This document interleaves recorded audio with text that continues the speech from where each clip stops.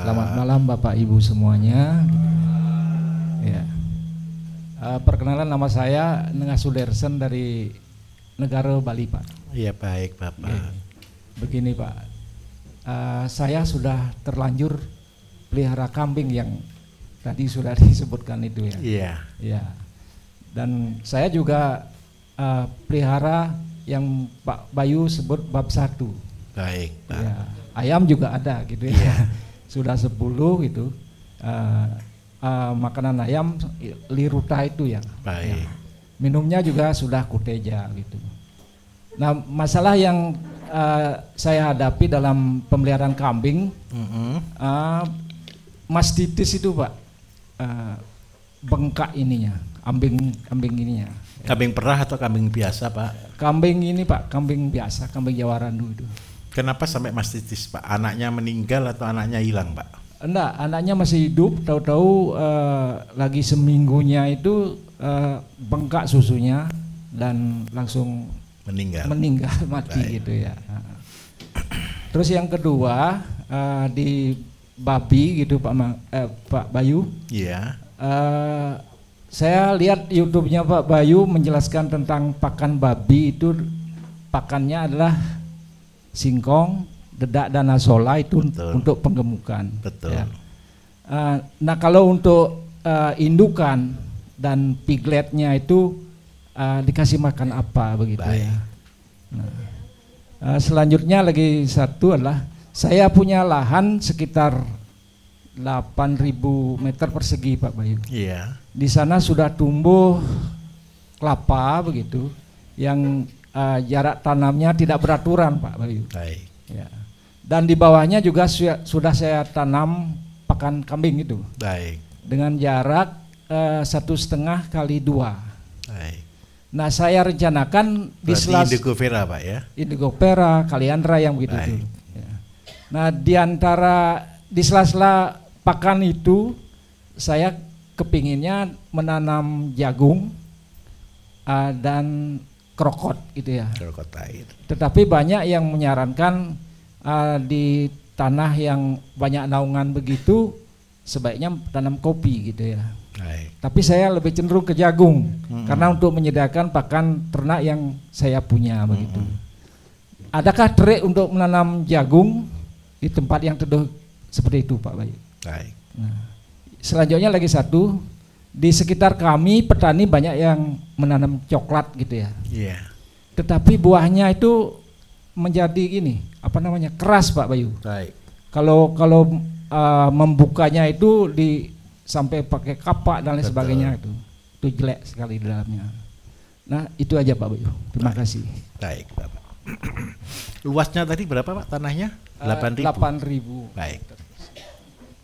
Untuk bab 1 Pak, supaya lanjut bisa setelah pendahuluan ya Pak ya. Untuk bab 1, untuk makanan induk, Bapak kepengen anaknya berapa ini? Biasanya sih bisa 12. Ya di atas 10 gitu ya. Baik. Supaya anak biasa di atas 10 berarti perlu kesuburan tinggi atau tidak? Alhamdulillah dikasih hujan. Doanya dijawab ini. Nah, supaya bisa anak tinggi berarti vitamin E-nya harus tinggi atau sedikit, Pak? Apa yang banyak mengandung vitamin E kira-kira? Cambah, tauge. Nah, cara kita membuat Bapak Ibu, kenapa tadi ketika ayam petelur makanannya adalah jagung, padi yang dikecambahkan, betul kan?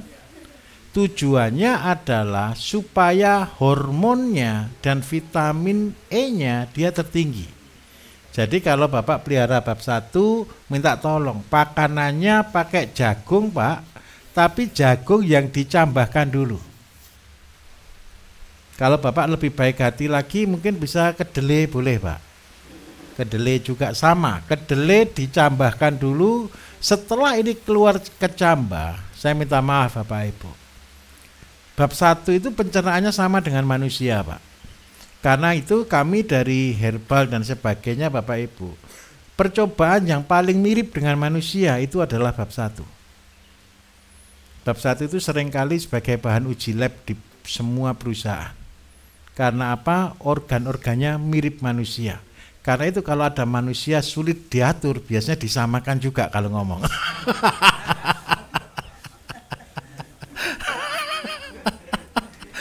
Karena organnya juga mirip. Jadi beberapa cloning dan sebagainya, teknologi-teknologi medis yang sekarang yang paling banyak dilakukan di bab 1. Karena pencernaannya sama Pak, kalau Bapak kepengen betul-betul berhasil dan betul-betul irit, tolong dimasak. Dimasak. Kunci keberhasilan kalau Bapak pelihara bab 1 adalah dimasak dulu. Supaya daya cerna jauh lebih tinggi. Itu yang pertama. Kemudian yang kedua, untuk kambing yang mastitis. Bapak tahu kunyit? Berarti kenapa sih kambing itu sampai putingnya jadi mastitis? Nah, mastitis itu Bapak Ibu kalau ini sudah dibiarkan pasti hukumnya infeksi dan setelah infeksi pasti mati. Jadi minta maaf Pak, besok kenapa sih Bapak Ibu saya selalu menyarankan mulai ternak kambing itu dari kecil. Banyak orang menyepelekan, ternak apa? Ternak kambing. Itu bukan susah, bukan mudah, itu susahnya minta ampun kambing ini. Contoh, padahal putingnya kambing itu ada berapa Bapak Ibu? Ada 2 ya. Nah, kanan kiri gini toh. Nah, kalau dia punya anak 1 pun, dia Bapak Ibu bisa, ini dua-duanya diminum loh. Gantian. Nah, supaya kadang-kadang ada yang satu keluar, ada yang tidak keluar. Kita sebagai yang punya kambing, tolong kalau sudah waktunya, memang tidak itu sudah mulai merengkel, tahu merengkel Bapak Ibu ya? Dipegang itu mulai besar gitu ya. Nah ini mulai diperes, dikeluarkan. Itu berarti di sini ada sumbatan. Sumbatannya biasanya dari air susu yang mengering atau ada infeksi. Ketika ada infeksi supaya induk juga tidak kesakitan. Kalau dia ada infeksi sakit kan dipunting, dihisap kan dia tambah marah. Anaknya kan pasti ditendangi. Iya Bapak Ibu, sungguh percayalah kambing itu tidak segampang itu. Ini dikasih betadin, dibersihkan, kemudian Bapak kasih antibiotik. Antibiotik kalau beli kimia banyak, yang lin di belakang itu pasti antibiotik.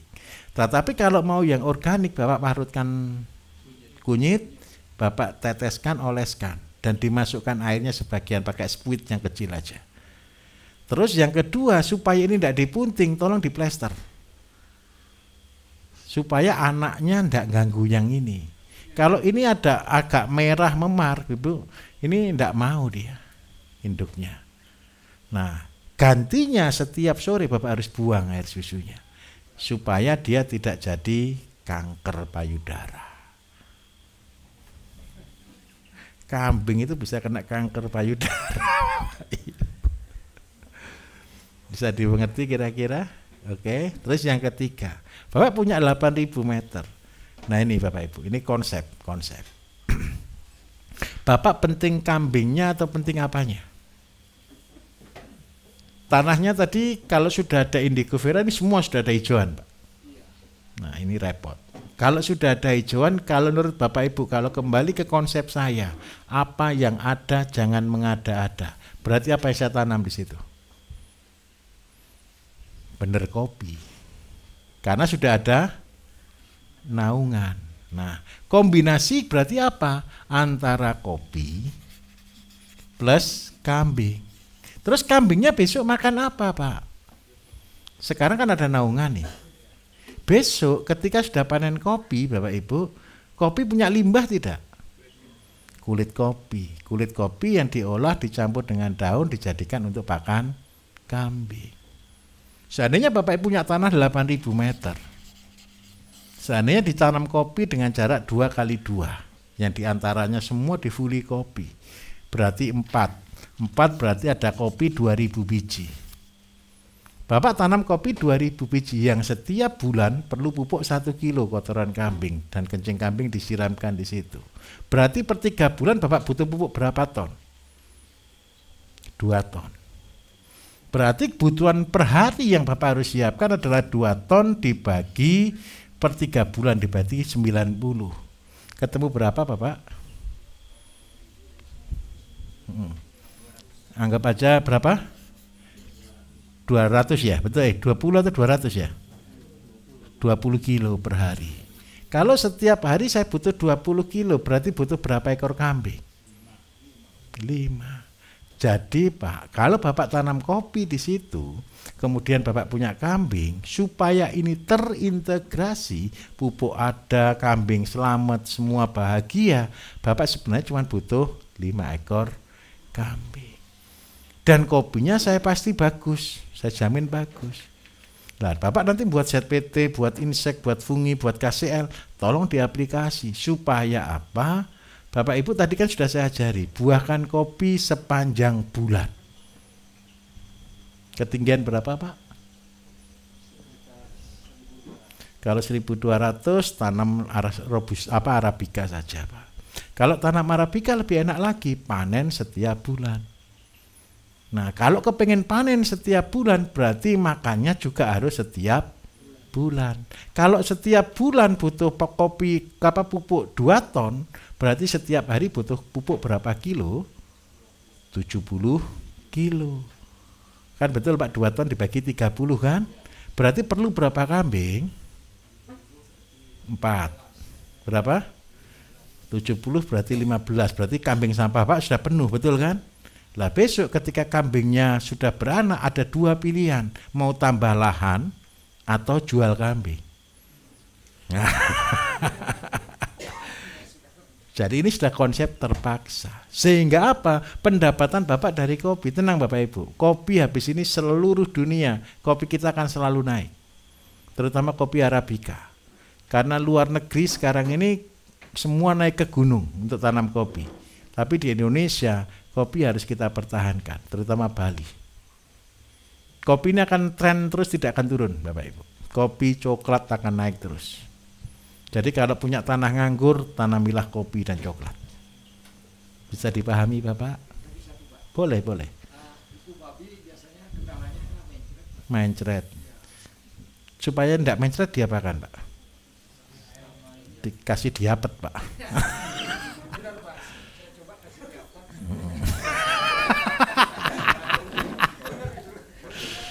Gini. Ayo kita. Yang menyebabkan mencret Bapak Ibu, saya minta maaf, pernah mencret enggak semuanya? Baunya beda atau enggak dengan BAB biasanya? Bapak Ibu kan tahu kan, baunya mencret itu baunya seperti itu, betul kan? Warnanya kotoran kan kuning sedikit berair kan gitu kan? Baunya sama seperti itu. Berarti itu bakterinya sama. Bakteri yang paling berkembang di diare rata-rata bakteri E. coli. Nah, berarti lawan kita siapa di sini? Bakteri atau virus? Bakteri. Berarti kita harus cari obat yang antibakteri. Antibakteri terbagus apa kira-kira? Bisa kunyit, tapi terbagus namanya Bangle. Tahu Bangle? Bangle itu antibakteri. Caranya begini Bapak Ibu. Semua penyakit cari dulu penyebabnya apa. Setelah tahu penyebabnya, di sekarang ini zaman sekarang ini orang tidak bisa dibodohi. Ada namanya Mbah Google. Ketik di situ antibakteri. Muncul semua di situ. Terus ada lagi yang lainnya, daun sirih. Tujuannya apa? Kalau ini mencret 3 hari tidak sembuh, berarti ada luka di dalam. Supaya lukanya sembuh, kasih daun sirih. Untuk membalut perutnya supaya dingin, kasih kunyit. Nah, jadi resepnya Bangle, kunyit, daun sirih. Itu untuk bakterinya. Terus yang kedua, supaya kotoran ini bisa padat, berarti perlu yang bisa membuat keras. Yang membuat keras berarti rasanya sepet, betul ya? Yang paling sepet apa contohnya? Daun jambu, betul ya? Jambu air. Ada yang paling sakti Bapak Ibu, sawo muda. Nah, caranya begini, sawo muda Bapak Ibu parut, ambil 2-3 tetes, itu sudah paling saktinya membuat mampet orang diare. Tetapi ada jeleknya, kalau mampet bakterinya tidak disembuhkan, tidak dibunuh, mules. Kalau ke orang, kalau ke ternak tidur tidak tenang. supaya dia tenang, kasih yang hangat-hangat perutnya. Apa yang hangat-hangat perutnya? Jahe. Nah sudah, ini saya ajari jadi dukun Bapak Ibu. Bisa dipahami Pak kira-kira?